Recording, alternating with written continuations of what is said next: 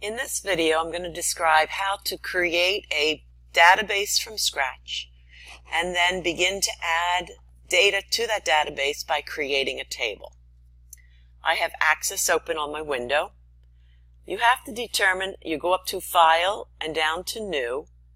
You have to determine whether you want to use a template, which is a predefined database that's already created. They're very useful.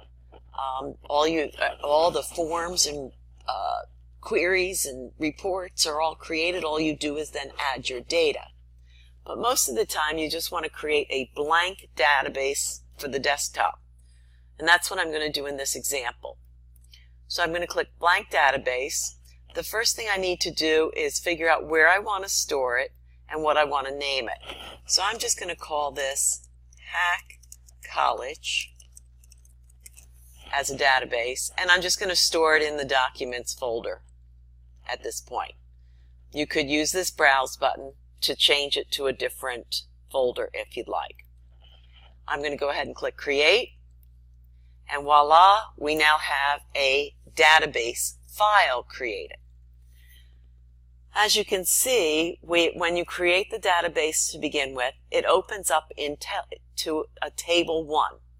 So it's actually, Access is trying to tell you we're now ready to begin to start putting your data. And that's what you have to do, is create your data in a table. Before we look at that, though, I want to go over a couple different definitions that you need to know when you're naming the different objects within the database.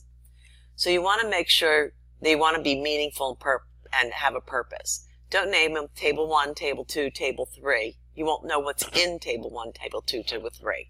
Name them students. Name them instructors. Name them courses. That way, when you're looking at that table, you know what kind of data they contain. When you name the objects themselves, it has to be up to 64 characters. You can use letters, numbers, and spaces. However, when you get more proficient in a database, you really shouldn't even use spaces. So just if you want to create a table with 2 words, I would keep them together and capitalize the words, but no spaces in between. You can use a few special characters, but not too many. But you can't begin the object's name with a space. So I'm going to come back here, and I'm going to, right now it says Table 1. I'm just going to click File, Save As. Now, we're not saving the database. I'm going to save this object as, click Save As, and I'm going to name it Students, because I'm going to take my students in this. Okay, so now as you see on the tab here, I now have the students table. So, the next thing we need to do is create the different various fields. We're going to click here to add, and as you can see from this list, your first thing you need to do is determine what you want to name that field, and then what kind of data is going to be contained in it. So I'm going to start with, I'm going to add the field first name. And when I'm looking at all the different types of data types, that is typically your short text. And you can see that Access names it Field 1.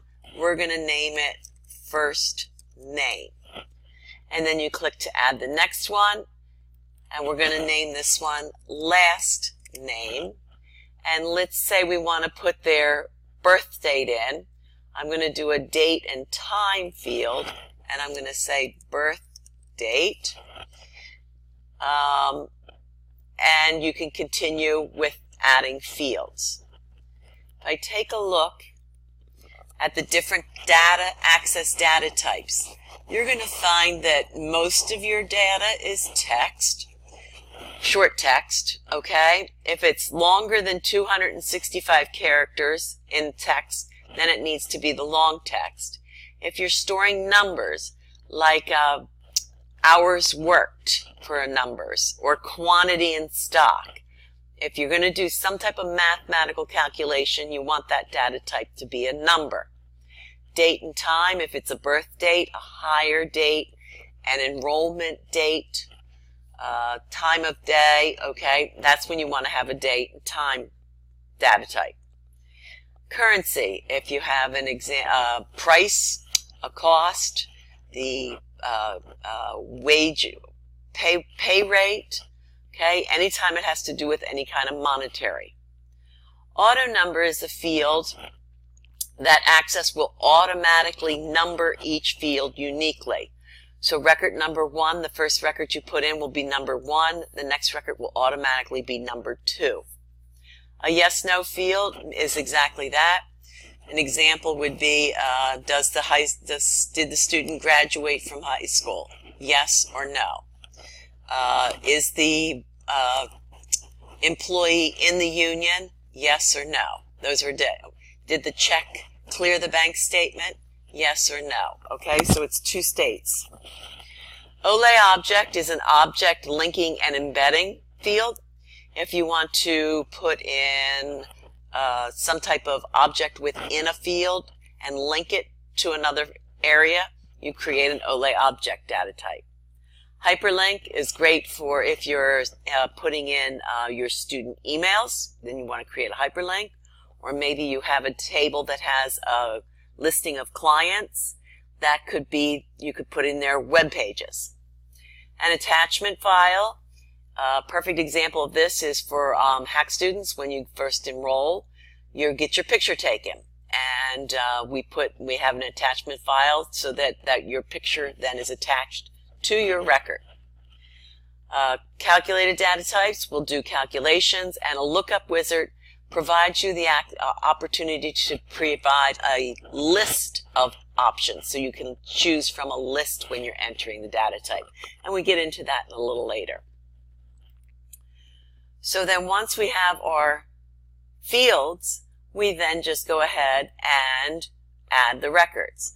So if you notice here, we have an ID field and it's set up for auto number. So if I'm just going to go over and tab, I'm going to put in my first record, and I'll put in birth date,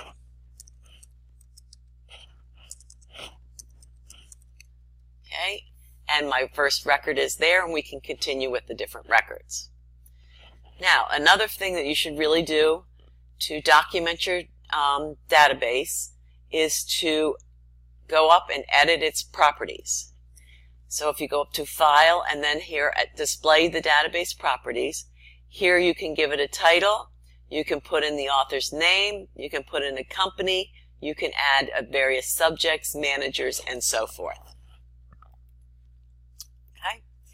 That's all I have for this video.